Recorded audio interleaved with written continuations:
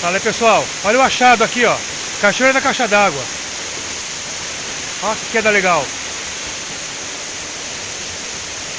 Nesse calor, vou te falar uma coisa, viu? Não tem coisa melhor. A água tá um pouco barrenta, porque acabou chovendo muito à noite aqui. Deu um temporal feio. Mas aí, ó.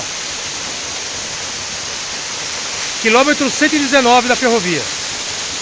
Tem uma caixa d'água aqui do lado aqui.